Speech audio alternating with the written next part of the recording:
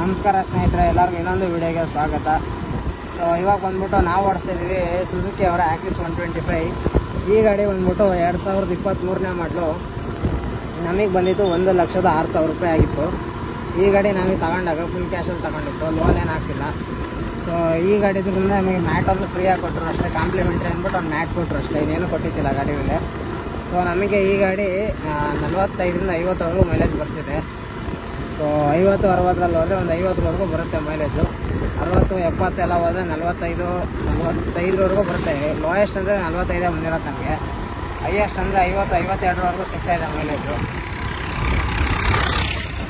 So ಈ ಗಾಡಿ ಬಂದ್ಬಿಟ್ಟು 32,522 ಕಿಲೋಮೀಟರ್ ರನ್ ಆಗಿದೆ ಗಾಡಿ. ಸೊ ಇದು ಬಂದ್ಬಿಟ್ಟು ಈ ಗಾಡಿ ಫ್ರಂಟ್ ಲುಕ್ ಆಗಿರುತ್ತೆ. ಇದು ಬಂದ್ಬಿಟ್ಟು ಇದು ಈ ಗಾಡಿನ ಸೈಡಿನ ಲುಕ್ಕು.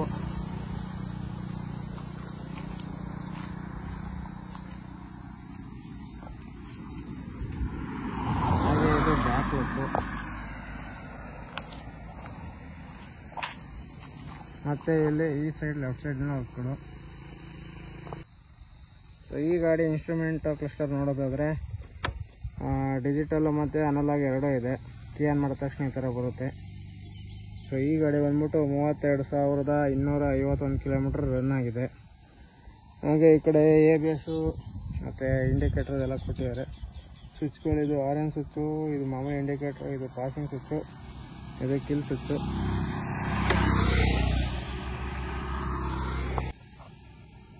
ಸೊ ಈ ಗಾಡಿ ಸ್ಟಾರ್ಟ್ ಮಾಡಿದ್ರೆ ಯಾವ ಥರ ಸೌಂಡ್ ಬರುತ್ತೆ ಅಂತ ಕೇಳಿಸ್ತೀವಿ.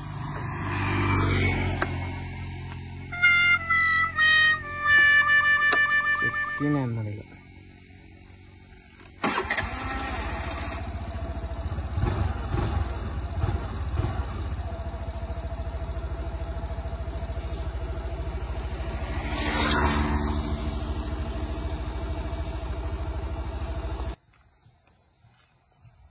ಸೊ ಈ ಗಾಡಿ ಫ್ರಂಟ್ ಲೈಟ್ ಬಂದ್ಬಿಟ್ಟು ಈ ಥರ ಇದೆ.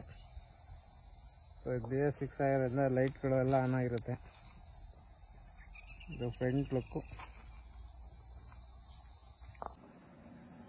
ಸೊ ಈ ಗಾಡಿ ಬಂದ್ಬಿಟ್ಟು ಸಿಂಗಲ್ ಚಾನಲ್ ABS ಇದೆ. ಫ್ರಂಟ್ ಮಾತ್ರ ರೇರ್ ಮಾಮೂಲಿ ಬ್ರೇಕು. ಸೊ 90/12 ಟೈರ್ ಸೈಜ್ ಬಂದ್ಬಿಟ್ಟು ಫ್ರಂಟ್ ಬ್ಯಾಕು ಸೇಮ್ ಅಂತ ಅನಿಸುತ್ತೆ. ಸೊ ಬ್ಯಾಕಿಂದು ಕಾಣಿಸ್ತಾ ಇಲ್ಲ.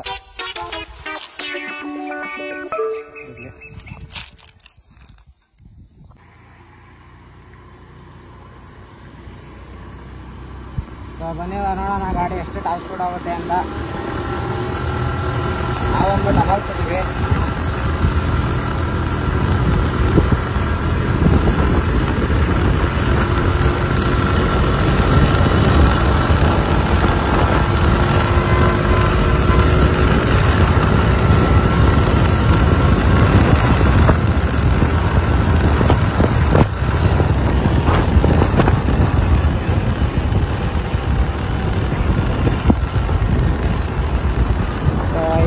to 90 ಹೋಗುತ್ತೆ. ಬೆಸ್ಟ್ ಬಂದ್ಬಿಟ್ಟು ಒಂದು 60 to 70 ಹಿಡ್ಕೊಂಡ್ರೆ ಸಾಕು, ಪೀಸಾಗಿ ಹೋಗ್ಬೋದು.